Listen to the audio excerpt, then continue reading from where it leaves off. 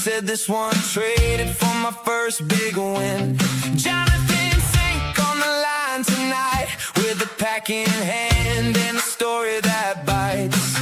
Old paper, new spark, name on the card. From basement deals to a full-on start. Collected and connected, collected and connected, trading the truth.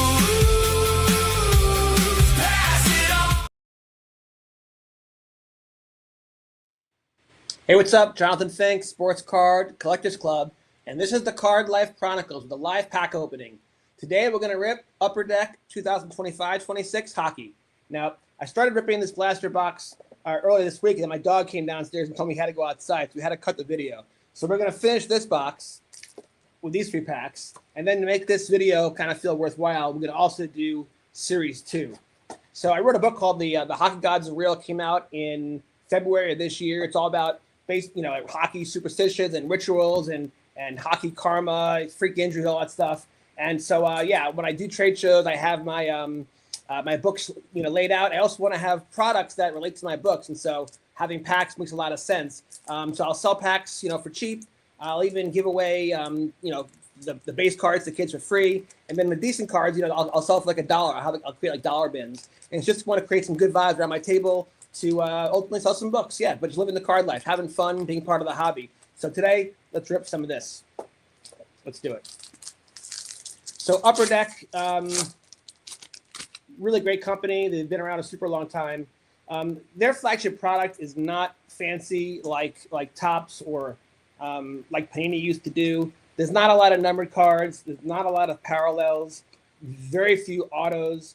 But if you love hockey, it doesn't really matter. You just love the cards, There's Matthew Tkachuk. I got to go to Game 1 of the Stanley Cup Finals 2 years ago when Florida played Edmonton. My son and I were down there for his baseball, child ball times.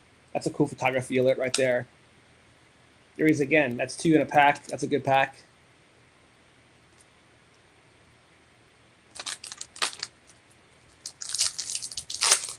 Yeah, it's the hockey off season, so there might not be that much interest right now in the hockey card market.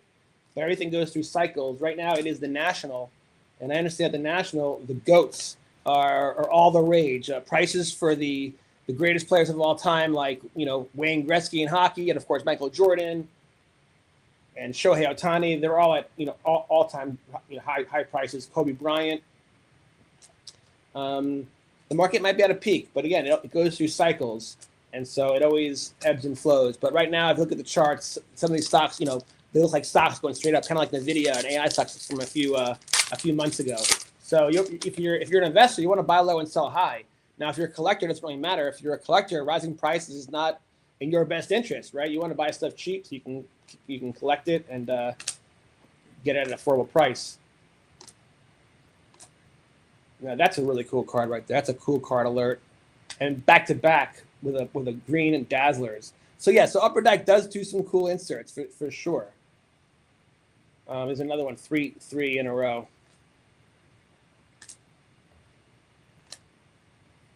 Patrick Kane, he's had a really good career. Don't know if I'll make it to the Hall of Fame. We'll have to wait to find out. All right, so that was those 3. So again, all these base cards, I'm going to give them away at trade shows.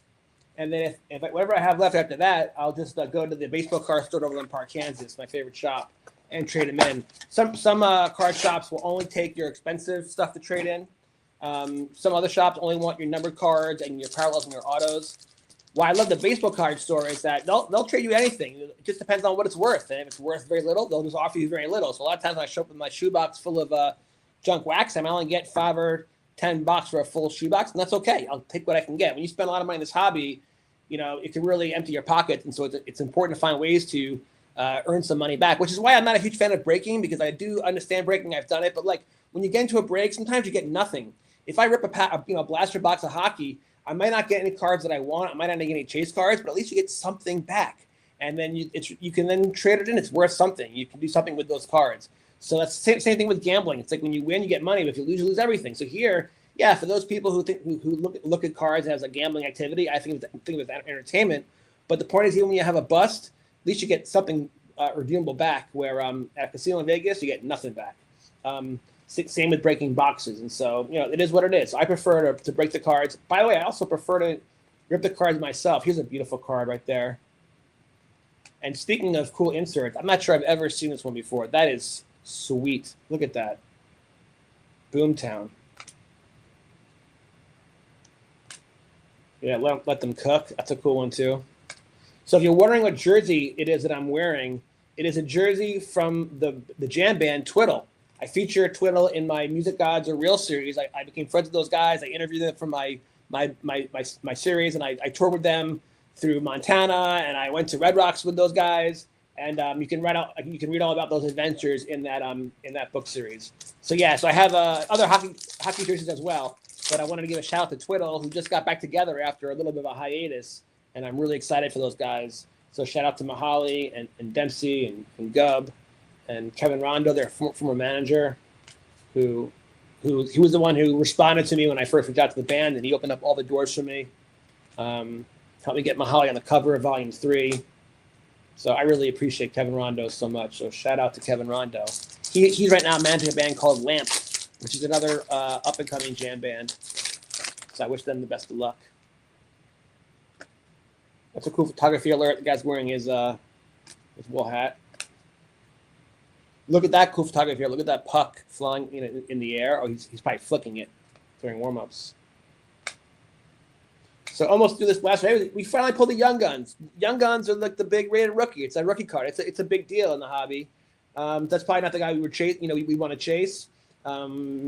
Series 2 was Matthew Schaefer from the New York Islanders, but this is still a great pull. It's our first Young Guns, and that's a cool insert. Slaps. We haven't pulled that one before. So yeah.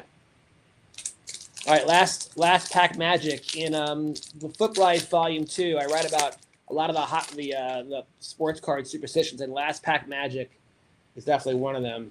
People want to believe the last pack has luck. I think it's just wishful thinking, right? But that's okay.